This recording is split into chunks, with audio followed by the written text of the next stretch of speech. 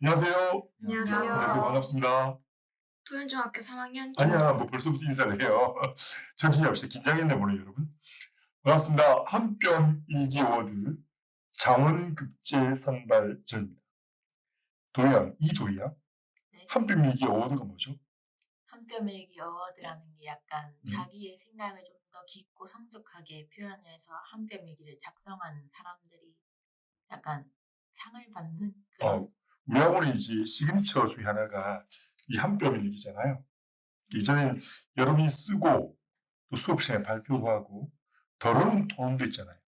우리 거기서 그쳤는데 우리가 지난 1월 달에도 어워드를 시작해서 가장 진실되게 또 성실하게 작성한 친구를 시상했고 2월 3월 달에 일정 부분을 여러분이 쓰고 또 장원급제자를 뽑기로 했는데 여러분 세 분이 오늘 이 자리에 있는 세 분이 장원급제급의 글을 쓴 거죠. 근데 여러분이 한 명만 뽑아야 된단 말이죠. 그래서 그 선발전을 여러분이 쓴 건 이제 글로 쓴 것도 표현이잖아요. 글로 쓴 거랑 말로 표현해보자. 그래서 그 표현을 통해서 장원급제 잘 한번 선발해보려고 합니다. 긴장됩니까? 긴장돼요? 자, 김동아 카메라 좀 봐주십시오. 고개 푹 숙여 있지 마시고 우선 각자 자기소개 좀 해줄까요? 저 오른쪽 끝에 있는 학생 친구부터. 안녕하세요. 남천중학교 2학년 이도희입니다. 안녕하세요. 개성중학교 3학년 김동호입니다. 안녕하세요. 토연중학교 3학년 김도희입니다. 예, 저는 이 친구들과 함께 국어 공부를 함께 하고 있는 유창걸입니다. 자, 우선 우리가 한뼘일기를 한 이제 두어 달 정도 썼는데, 그러니까 한 40편 정도 쓴 거잖아요. 우리 한뼘일기는 발문이 있는 일기인데, 여러분이 다 잘 썼는데, 그 중에서 한 2개 정도 발문만 가지고 이야기를 나눠볼까 하거든요. 제가 사전에 3개의 꼭지를 드렸고, 여러분들이 2개를 선택하라고 했는데, 우리 막내인 도양이 저 어떤 질문 선택했는지 좀 이야기해 주겠습니까? 저는 세상에서 파리가 사라진다면 어. 어떤 일이 벌어질까요? 77쪽이네요. 77쪽. 자, 77쪽이랑 그리고 인간에게 도덕적인 유전자는 존재하는 것일까를 선택해요. 좋습니다. 세 친구도 동의하는 거죠? 네. 예, 동의했습니다. 그러면 오늘 2가지 질문을 가지고 이 친구들이 미리 한뼘일기에 썼던 내용을 이제 언어로 한번 표현해 보는 겁니다. 그리고 방식은 이렇게 할 겁니다. 여러분 돌아가면서 한 명씩 자기가 이전에 썼던 내용을 이야기할 거고요. 여러분이 각자의 발표를 듣고 난 뒤에 나머지 2 친구가 여러분 이야기를 들으면서 좀 궁금한 게 생기면 그 궁금 질문을 하고 당사자가 대답을 해서 이렇게 진행하는 방식으로 좀 하겠습니다. 오늘 이 같은 방식은 처음이었어요. 여러분도 긴장이 되고 선생님도 좀 낯설긴 합니다. 2가지 질문입니다. 첫 번째 질문은 인간에게 도덕적인 유전자는 존재하는 것일까요? 이고요. 마지막으로 세상에서 파리가 사라진다면 어떤 일이 벌어질까요? 파리 또는 곤충입니다. 어떤 질문부터 먼저 할까요? 동학원. 예. 어떤 질문부터 먼저 했으면 좋겠습니까? 파리 자, 파리 이야기 할까요? 자, 오늘 한뼘일기 77쪽입니다. 질문은 세상에서 파리 혹은 곤충이 사라진다면 어떤 일이 벌어질까요? 자, 맨 먼저 동학원이 선택했으니까 동학원이 먼저 대답을 하고 나머지 2명의 도희, 둘 다 도희입니다. 김도희, 이도희. 2명의 도희양이 우리 동학원의 이야기를 듣고 추가 질의하시고 그 질의에 대해서 각각 동학원이 답하시면 됩니다. 자, 김동학원 출발하시죠. 저는 파리가 사라진다면 지구가 멸망할 것이라고 생각했습니다. 왜냐하면 파리는 생태계의 분해자로서 생태계에 큰 영향을 주는데요. 19세기에는 의료용으로 사용되기도 하였으며 땅을 기름지게 만들고 더브의학에서도 중요한 증거가 되는 등 정말 다양한 곳에서 이용됩니다. 특히 파리는 수분에 차지하는 비중이 벌이나 다른 곤충의 몇 배 이상이기 때문에 만약에 파리가 없어진다면 인류는 채소 섭취량이 모자라게 되어 결국 멸망하게 될 것입니다. 저는 이 글을 쓰면서 그렇게 작은 파리도 세상에 정말 큰 영향을 준다는 것을 깨달았고요. 저 또한 하나의 작은 인간이지만 세상에 영향을 미치려고 최선을 다해야겠다는 것을 느꼈습니다. 아주 좋습니다.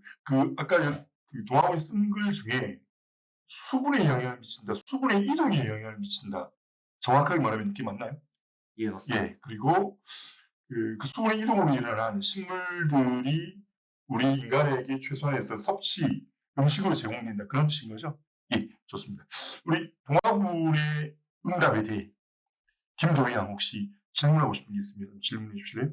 네, 저는 동화군의 의견에는 동의를 하지만 지구가 멸망할 것이라는 생각엔 조금 궁금한 점이 있는데요. 저희 지구는 생태계의 손상이나 균형의 파괴가 일어나면 그것을 복구시키는 자정 능력이 굉장히 뛰어납니다. 설령 인간이 멸종하거나 하는 가능성은 있더라도 생태계에서 파리의 역할을 대체할 변종을 만들어낼 수도 있지 않을까요? 동화군? 자, 훅 들어왔습니다. 수준 높은 질문인데. 저희가 이런 말 하긴 좀 그런데 인간이 멸망할 것이다를 지구로 잘못 쓴 것 같은데요. 아, 자, 그러면 우리 도희 양이 그 지적이 적절했다. 그래서 도희 양의 의견에 전적으로 수용한다. 전적으로 공감한다. 뭐 그런 뜻인가요? 예, 그렇습니다. 예, 좋습니다. 혹시 이와 대해서 그에 대해서 추가로 더 하고 싶은 말이 있으면 이야기해 주셔도 괜찮습니다. 여러분 죄인이 아니어서. 자, 다시 우리 카메라를 한번 쳐다봐 주세요. 도항은? 도양 카메라 스마일 한번 해주시죠. 너무 굳은 표정이어서 무섭습니다. 도양, 이번엔 이도양이 한번 질문해 주시겠어요? 제가 질문하려던 내용이 나와가지고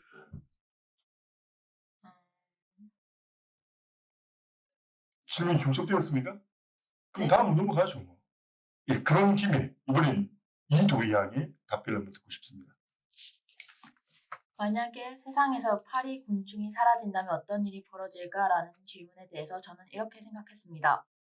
파리는 우리에게 해충처럼 여겨질 수는 있지만 실제로는 생태계에 엄청난 역할을 맡는 존재입니다. 꽃가루 전달자이자 많은 동물들의 먹이가 될 수 있기 때문입니다. 파리는 우리가 보통 꽃가루를 전달한다고 생각하는 곤충 꿀벌보다 꽃이 번식할 수 있도록 조금 더 많이 돕는다고 합니다. 이런 파리가 사라진다면 파리의 멸망에 대한 영향을 가장 먼저 받는 꽃이 하나둘씩 사라질 것이고 꽃을 먹고 파리를 먹던 동물들 그리고 그 동물들을 먹던 동물들 등이 차례로 멸종하여 탄탄했던 먹이사슬이 무너지고 말 것입니다.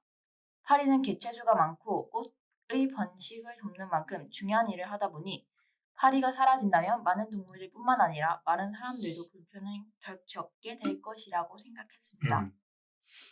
되나요? 네. 답변이 큰 줄기는 우리 동화군과 큰 차이는 없다 그죠?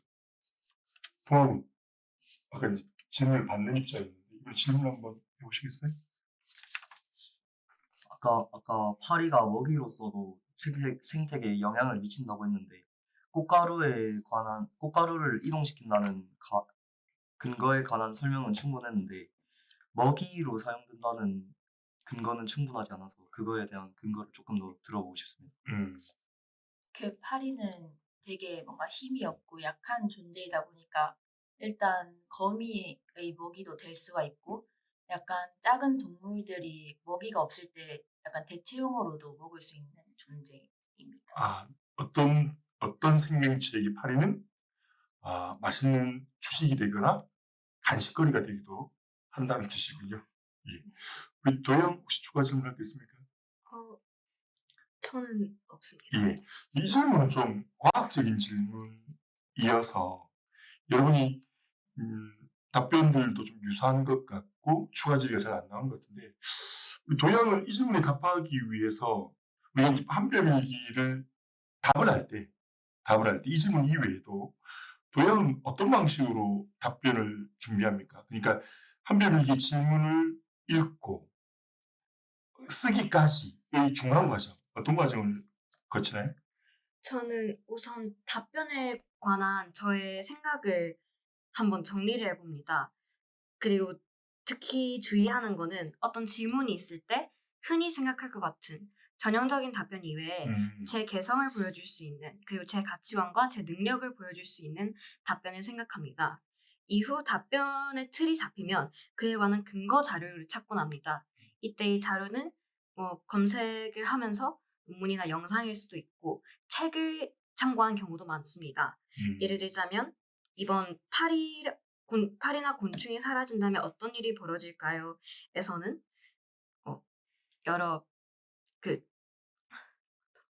인터사이트 책? 네. 예.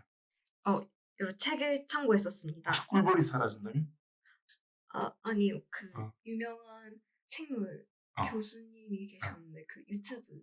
유튜브에서 최천 교수님? 네, 최재천 교수님의 도서들을 음. 몇 권 참고했었습니다.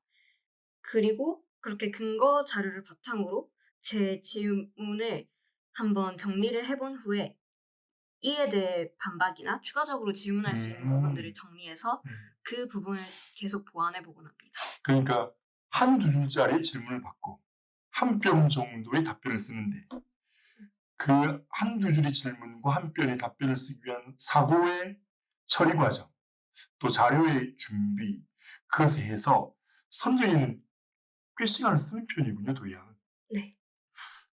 동학원도 비슷한가요? 저는 그 정도로 자세하게는 안 찾고 음. 보통 메인 화제 그 정의나 그런 것만 좀 찾아보고 나머지는 제 생각대로 쓰는 편이에요. 그래요? 그러면 그런 과정이 우리 동학군의 성장이나 성숙에 좀 도움이 됩니까? 어때요?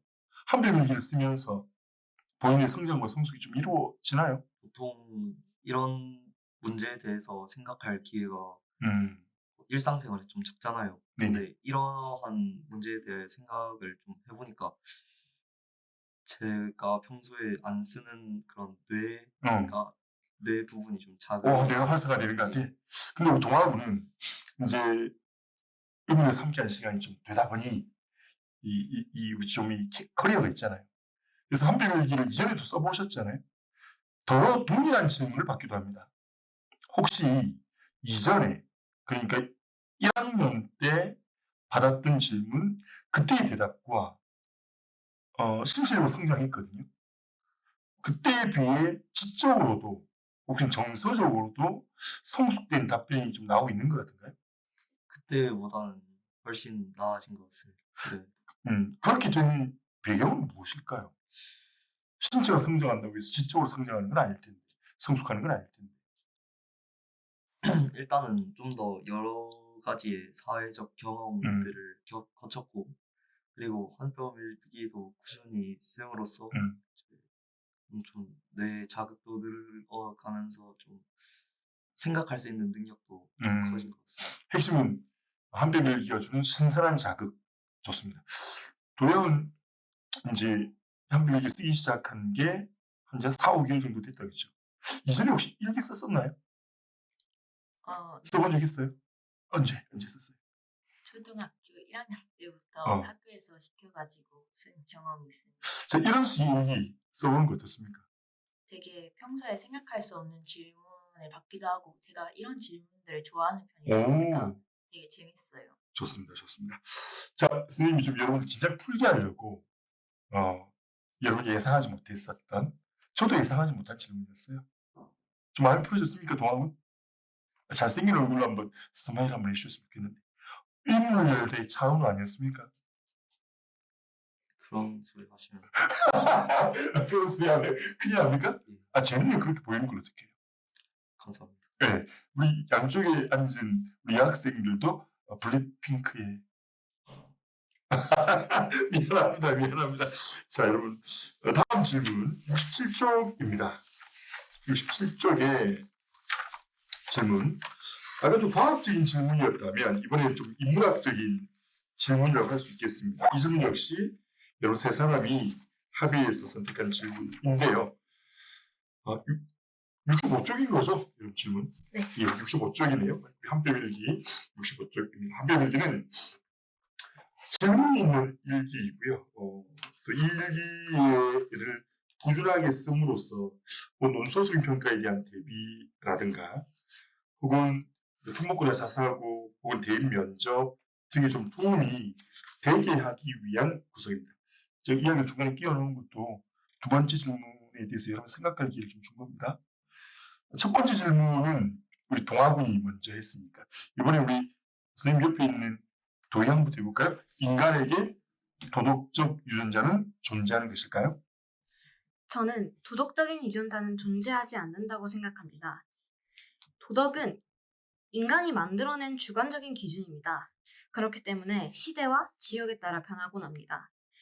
물론 저희의 유전자에는 공감 능력의 결여나 과다 또는 소시오패스적인 성향이 있긴 하지만 도덕적인 특징을 가진 유전자는 없다고 생각합니다. 예를 들자면 공감 능력을 좋게 해준 유전자가 있다 합시다.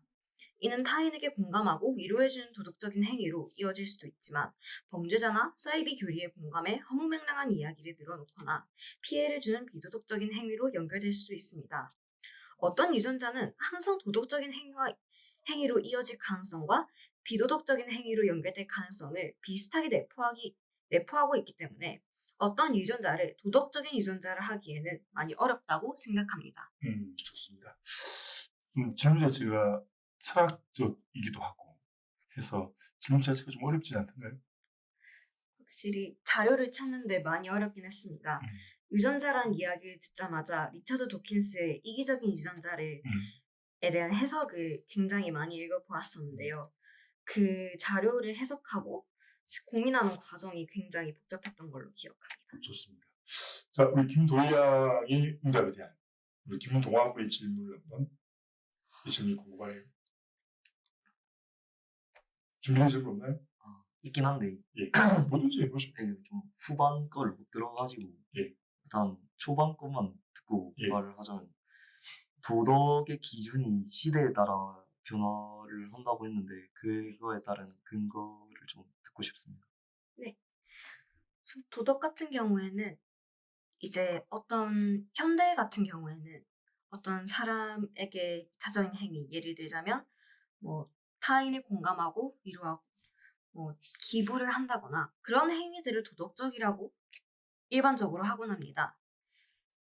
이와 반대로 이제 과거로 돌아가면은 도덕의 기준이라는 게 굉장히 달랐었는데요. 예를 들자면 이스터 섬이라는 곳에서는 이스터면 센티넬 섬 같은 경우에는 식인 풍습이 자연스럽게 자리 잡아 있습니다. 이건 현대에는 굉장히 비도덕적인 행위이지만 그 섬에서는 당연한 비도덕적이지 않은 행동인 거죠. 이런 식으로 시대나 지역에 따라 도덕의 기준은 다르기도 하고 변화해 오기도 했습니다. 우리가 지금 이 시간 토론을 막 하자는 건 아니어서 우리 동아군도 도희양의 이야기를 듣고 하고 싶은 말이 있겠지만 그럼 우리 다음 수업 시간에 우리 가끔 한 뼘 일기로 토론하니까요. 그때로 넘기기로 하고요. 이도희양, 같은 이름의 선배에게 던지고 싶은 질문이 있습니까?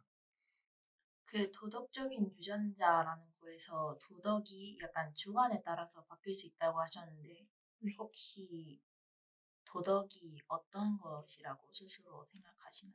도덕의 개념, 철학적인데요. 쉽지 않겠어요. 저는 도덕을 사회적인 규범이라고 생각을 합니다. 어떤 사람에게 삶의 목표나 선과 악의 기준은 굉장히 다릅니다. 저와 동명이인 도희양 또는 동아도 이제 다 도덕의 기준이나 선악의 기준, 좋고 나쁜 것의 기준이 다 다를 텐데요. 하지만 저희가 받아들이는 통상적인 도덕의 기준은 수많은 사람들이 만들어서 고민하고 맞대어서 결론을 낸 결과입니다. 그렇기 때문에 현재 사회에서 사람에게 지키고자 하는, 사람들이 지켰으면 하는 그런 규범이라고 저는 생각을 합니다. 네, 좋습니다. 이번에는 도희양, 이도희양입니다. 인간에게 도덕적 유전자는 존재하는 것일까요? 저는 인간에게 도덕적인 유전자는 존재하긴 하지만 인간의 성격에 따라 잘 안 드러나 도덕적인 유전자가 존재하지 않아 보일 수도 있고 선한 일을 많이 해서 도덕적인 유전자가 존재한다는 것이 드러날 수도 있다고 생각합니다. 즉, 사람의 성격이 어떠냐에 따라 그것이 드러날 수도 안 드러날 수도 있다는 것입니다. 자기에게 존재하지도 않는 유전자를 만들어서 도덕적인 일, 즉 선행을 자기의 의지에 따라 하긴 힘들 것 같습니다. 스스로 무에서 유로 만들어내긴 힘든 도덕적인 유전자는 그럼 인간에게 존재하지 않는데도 선하고 도덕적인 사람들에게만 발견되는 것일까요? 저는 아니라고 생각합니다. 그런 사람들은 도덕적인 유전자가 뛰어나 남에 비해 더 잘 드러나는 것뿐이라고 생각하기 때문입니다. 그러므로 도덕적인 유전자는 인간에게 완전히 존재하지 않는 것은 아니라고 생각합니다. 좋아요. 역시 정말 심각한 수준의 질문. 질문 자체가 너무 무거워서요. 동학은 먼저 한번 질문해 볼까요? 일단 네이버 사전에서 정의하는 도덕에 대하여 먼저 좀 말씀을 드리자면 인간이 지켜야 할 도리 또는 바람직한 행동 기준인데요. 이때 유전자의 특징에는 인간의 특성을 담고 있다는 특징이 있습니다. 근데 이때 도덕은 지켜야 할 도리인데 어떻게 인간이 태어날 때부터 인간이 지켜야 할 도리를 가지고 있는지 이거에 대해 좀 묻고 싶습니다. 묵직한 질문입니다. 도희양 좀 당황한 표정인데 혹시 동아 선배의 질문에 답변할 수 있을까요? 우리 지금 이 방송은 전혀 대본이 없는 상태에서 그리고 훅 들어오는 거죠. 예, 도희양? 일단 부모님이 일단 사회적으로 생활을 하면서 도덕이 뭔지 배운 상태에서 이제 아이가 태어나고 하니까 아이는 일단 부모님이 뭔가를 배워서 얻게 된 도덕이라는 행위를 뭔가 얻고 이미 조금은 있는데 나중에 크면서 경험을 하고 그렇게 되면 조금 더 그게 잘 잡히는 것이라고 저는 생각을 하거든요. 그래서 일단 아기가 태어났을 때 완전히 없는 것은 아니고 일단은 매우 작았는데 나중에 점점 커지다가 사람에 따라 그게 나타날지 안 나타날지를 결정하는 것이라고 생각합니다. 네. 우리 토론을 즐기는 학원입니다.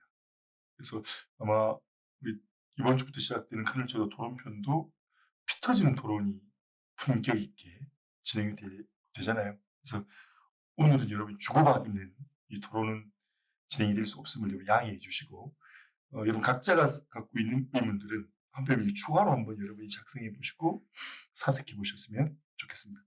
이도희양 동명이인의 김도희양 동명이인의 후배 이도희양에게 던지고 싶은 질문 있습니까? 네. 우선 도덕적인 유전자가 존재는 한다고 말씀을 해주셨는데요. 도덕적인 유전자가 있다면 어떤 특정한 유전자가 도덕적인 행위를 야기할 확률을 높이거나 야기해야 합니다. 하지만 도덕적인 행위는 상황과 그때의 상태, 성장 배경 등에 굉장히 큰 영향을 받습니다. 그렇기 때문에 같은 상황, 같은 사람이어도 다른 결과가 나올 수도 있고요. 도덕적인 기준이 변함에 따라 그런 행위를 야기하는 유전자 또한 변할 텐데 그걸 과연 도덕적 유전자가 있다고 할 수 있을까요? 이럴 수가. 이렇게 어려운 질문을 일단 도덕에 대한 기준이 어떻게 바뀐다고 해도 약간 현재에서는 뭔가 인간이 지켜야 할 규범 뭐 그런 걸 약간 도덕이라고 생각을 하고 있는데 그런 면에서 도덕은 아무리 기준이 바뀐다고 해도 결국은 다 이렇게 내려오는 게 있으니까 도덕적인 유전자는 아예 없는 것은 아니고 꼭 성장 배경이 나중에 바뀌어서 그게 나타나지 않는다고 하더라도 그대로 있긴 있는 것이지만 잘 드러나지 않는 것일 뿐일 것이라고 생각을 하기 때문에 있긴 있다고 생각합니다. 다른 친구들 이야기를 들으면서 막 동학은 막 추가로 질문하고 대답하고 싶고 막 그러죠. 그러나 여러분도 오래 찍을 수는 없고 하니까 제가 이 한 뼘 일기는 모두 말씀드린 것처럼 질문하고 거기에 답하는 일기잖아요. 오늘 방송에서 한 뼘 일기 어워드 장원급제 선발전에서는 친구들의 이야기를 듣고 여러분 또 질문했잖아요. 이 얘기가 어떤 얘기냐면 여러분 한 뼘 일기를 여러분 쓰고 있는 거죠. 각자의 질문이 또 하나의 한 뼘 일기를 만들었던 셈인 거고요. 추가 질문을 받은 친구들은 그 질문에 대해서 또 한 번 생각할 기회를 얻게 된 거고요. 또 추가 질문한 친구들 역시 본인 그 부분에 대한 사색, 그리고 자료의 정리, 그리고 표현 그런 기회를 또 얻는 것 같습니다.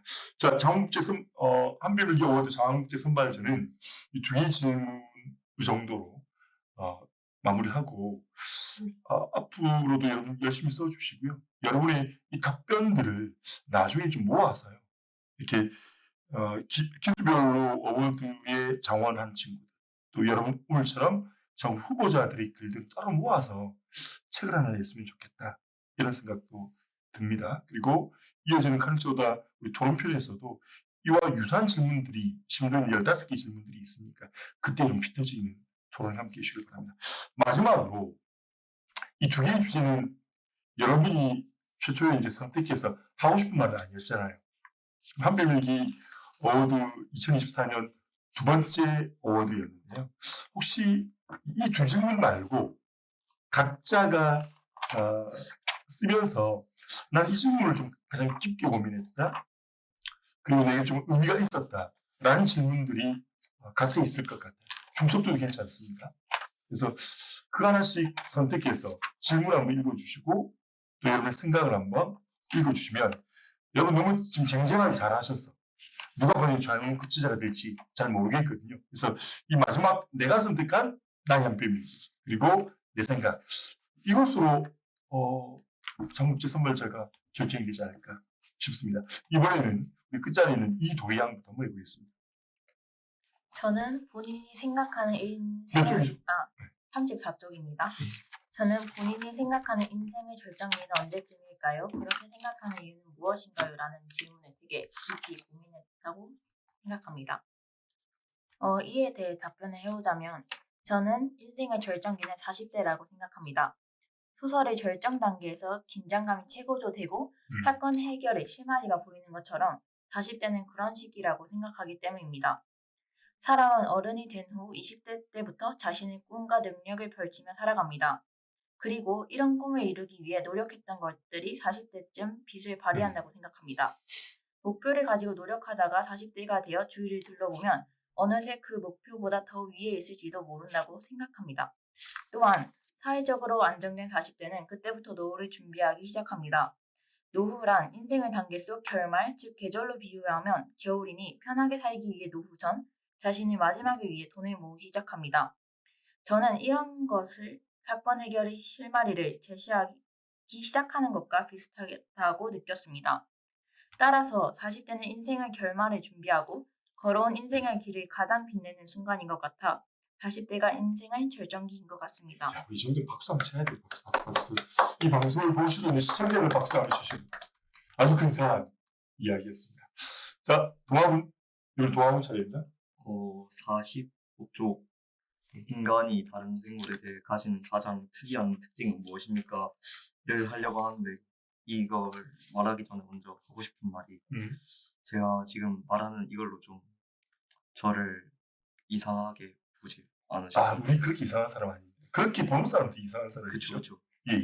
일단 저는 인간이 다른 생물에 비해 인간이 가지는 가장 특이한 특징은 교미를 시도 때도 없이 한다는 점이라고 생각을 합니다. 자, 다른 동물들은 발정기 때 자신의 새끼를 자신의 배에 베기 위해, 즉 번식하기 위해서 교미를 하는데요. 하지만 인간은 좀 다르다고 생각합니다. 인간은 교미가 아니라 성관계를 맺습니다. 교미는 생식, 즉 자기와 닮은 개체를 만들어 종족을 유지하기 위해 성적인 관계를 맺는 것이기 때문입니다. 즉 인간은 다른 동물들과 다르게 도파민 혹은 성욕만을 해소하기 위해 관계를 맺는 일이 다분합니다. 그러한 사람들을 위해 나온 발명품 또한 많지 않습니다. 그리하여 저는 다른 생물에 비해 인간이 가지는 가장 특별한 특징을 관계를 생식을 위해 하지 않는다는 점을 말씀드립니다. 네, 좋습니다. 뭐 이상하게 생각할 게 아무도 오히려 아무도 없을 것 같고요. 우리 동화군의 과거라는 저로서는 개미라는 시를 써서 낭송했던 우리 동화를 기억하는 동화로서는 이렇게 멋지게 성장하고 성숙한 소년 김도아를 보는 즐거움이 정말 큽니다. 예, 훌륭한 답변이었습니다. 이도양? 김도양 미안합니다. 이도희 헷갈려! 김도양. 저 같은 경우에는 조금 다른 아이들과 질문의 성격이 많이 다른데요. 지금 가장 많이 생각나는 사람에게 편지를 써봅시다. 몇 쪽이었죠? 54쪽입니다. 54쪽. 이 질문이 가장 제게 큰 영향을 줬던 것 같습니다. 저는 이렇게 공적인 자리에서 말하는 건 처음이지만 한번 실패를 겪은 적이 있었습니다. 꿈을 향해 달려갔었고 피나는 노력을 했지만 끝은 좋지 못했었는데요. 그때 상처를 딛고 지금 이 자리에 서 있긴 하지만 그럼에도 그때의 기억과 의문점들, 질문들은 항상 저의 머릿속을 떠다니곤 했습니다. 특히 당시에 지냈던 그 괴로움과 고통을 상기시켜주는 공간이나 그런 기억들은 항상 저를 많이 힘들게 했었었는데요. 편지를 써보면서 저는 그때 저에게 수업을 해주시고 입시를 준비해 주셨던 선생님에게 편지를 썼습니다. 이 과정에서 저는 제가 이 실패의 경험으로 무엇을 얻었는지, 무엇을 잃었는지 그런 것들을 글로 제대로 한번 정리해보게 되었습니다. 이전에는 머릿속으로 생각만 하고 단순하게 결론을 내리는 것만으로 끝냈던 것에서 추가적으로 질문을 내리고 나에 대해서 질문하면서 그 상처로부터 이제는 완전히 벗어났다고 할 수 있을 것 같습니다. 이제 그 내용은 공개하기 좀 그렇고 글쓰기가 이렇게 감정의 정화가 있죠. 김동아 군, 제 옆에 살짝 봤는데요. 유정걸 선생님께 이렇게 되어 있어요. 예, 그럼 각 한 개씩만 이야기 좀 유정걸 선생님이란 말이 보여서 제가 유정걸 선생님 누군지 모르니까요. 그거 한번 읽어줄 수 있습니까? 마지막으로? 이거. 예, 그래도 됩니다. 진짜 살짝 걱정이 되긴 하는데요. 안녕하십니까, 선생님. 저는 선생님께 국어를 3년째 배우고 있는 제자 김동아입니다. 제가 의문을 열다에 들어온 것은 제가 인생에서 가장 잘한 일 중 하나가 아닌가 싶습니다. 왜냐하면 저는 학교에서 원래 공부를 조금 그냥 상위권 살짝 아래 쯤의 평범한 아이였지만 지금은 학교에서 공부를 좀 잘하는 아이로 변했기 때문입니다. 앞에 글을 제가 한뼘일기 예전에 한뼘일기를 좀 보면 세 줄도 못 쓰는 제가 맞나 싶을 정도로 지금은 글의 길이도 길어졌고 글씨 또한 매우 이뻐졌더라고요. 또한 국어 성적도 점차 상승세를 그려가고 있더라고요. 그래서 이 상황을 보고 이정걸 선생님께 감사함을 많이 느껴가지고 이러한 편지를 좀 쓰게 됐습니다. 이 우연이거든요. 우연. 우리 도희양 옆에 있는 동화 글을 살짝 본 제 이름이 있어서 이런 말을 들을 때마다 좀 무거운 책임을 좀 느낍니다. 그 동아우리에게 그리고 우리 두 도희양에게 부끄럽지 않은 선생이 되기 위해서 좀 노력해야겠다는 생각이 듭니다. 오늘 방송은 그 발문 2개 정도만 이제 사전에 친구들과 이야기를 한 거고요. 나머지는 모두 이 공간에서 현장에서 즉석으로 이루어진 일임에도 불구하고 중2, 중3의 소녀, 소년들이 너무 의젓하게 또 긴장했다고는 하는데 이렇게 잘할 수 있나? 아마 여러분의 이 방송을 보는 친구들이나 부모님들도 깜짝 놀라실 것 같습니다. 새 친구 중 한 명만 장학급제 되겠지만 또 다음번에 어워드 계속되고 있으니까 혹시라도 장학급제가 되지 않았다고 실망하지 마시고 더 열심히 쓰셔서 여러분의 생각을 매일매일 한 뼘씩 성장시켜 갔으면 좋겠습니다. 지금까지 한뼘일기 어워드의 어워드 장원급제 선발전의 이도희 김동아. 김도희입니다. 유정배였습니다. 감사합니다.